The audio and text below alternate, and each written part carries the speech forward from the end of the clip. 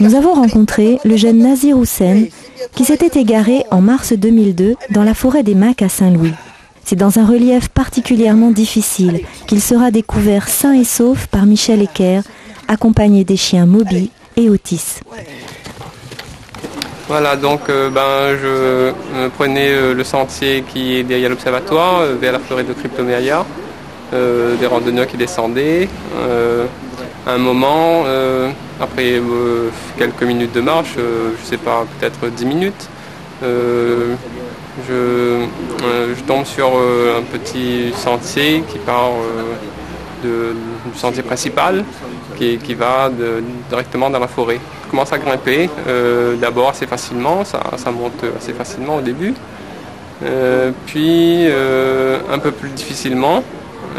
Pendant ce temps-là, évidemment, des heures passent. Donc il est parti tout seul dans la forêt, sans dire à qui que ce soit.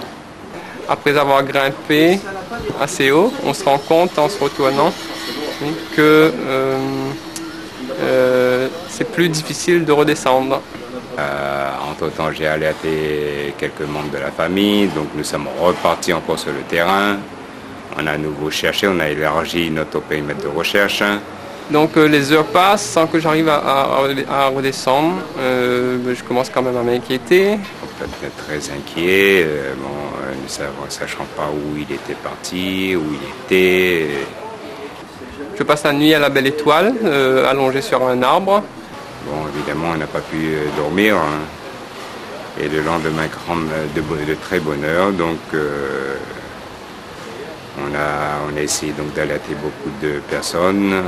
Donc, je me réveille, j'essaie toujours de retrouver un chemin pour redescendre. Et toujours pas, j'arrive pas à me repérer. Bon, il y a eu énormément donc de gens qui se sont mobilisés, donc des amis, et de la famille, et beaucoup de gens donc des Macs. Il y a toute une équipe également qui est venue de Saint-Louis. Et malheureusement donc on a trouvé aucune piste. Alors à un certain moment donc j'ai mon voisin justement m'a dit pourquoi tu ne demandes pas à la serre. Je lui ai dit c'est quoi la serre? C'est une association donc, de cynophiles qui ont des chiens, ils font un travail remarquable. Donc j'ai vu un article sur le journal il y a quelque temps, j'ai ramassé cet article. On a contacté la CERD, c'est M. Eckert qui était au téléphone, il a dit donc on prépare tout de suite, on arrive, ne vous en faites pas, et on va faire le maximum, le temps d'y arriver, préparer ses chiens, etc. Donc je crois qu'il était à 10h, 10h30, donc il était sur le terrain. Je vois un hélico de la gendarmerie qui fait des rondes au-dessus de l'endroit où je me trouve, au-dessus de la montagne. Mais de là où je suis, ils ne peuvent pas me voir parce qu'il y a des arbres qui me cachent. Alors c'est là donc les chiens également donc ils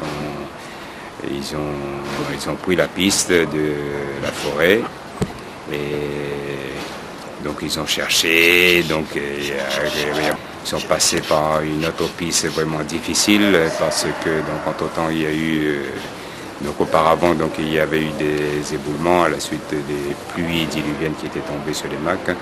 Donc cet incendie était coupé. Malgré tout, donc ils ont essayé, ils ont cherché. Et à un certain moment, donc les chiens se sont mis en arrêt, ils ont commencé à aboyer. Après les autres se sont mis aussi à crier, Nazir. Et c'était vers 3h de l'après-midi. Alors finalement, donc on a entendu Nazir à crier aussi. Il y a des gens qui commencent à crier, et j'essaie de répondre.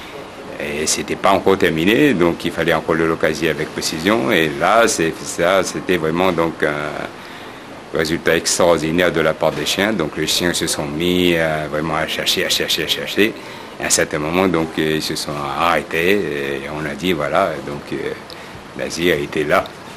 Donc il a fallu descendre parce qu'en fait il était tombé et il n'a pas pu remonter. On me récupère, il est 5h ou 6h de l'après-midi. Donc après, les pompiers sont arrivés avec les cordes, etc. Et vous dire que c'était un soulagement, c'était mieux que ça. Vraiment, si les chiens n'étaient pas là, je ne faisais pas, donc si on aurait pu, effectivement savoir exactement où ils se trouvaient. Je connais les Macs, je connais pas tous les sentiers, mais et pourtant je me suis perdu comme ça dans des montagnes qui paraissent à première vue faciles d'accès, qui pourtant se révèlent au bout du compte dangereuses. Alors bon, sur ce genre de site, effectivement, la grosse difficulté, c'est le relief.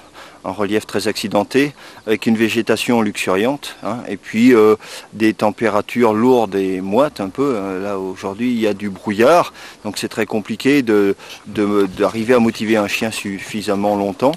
Et puis surtout, il faut vraiment des chiens très résistants physiquement pour pouvoir tenir la distance, parce que effectivement il est difficile également de faire relayer un chien sur des sites comme ça, parce que ça voudrait dire qu'il faut toute une équipe derrière qui suive avec plusieurs chiens.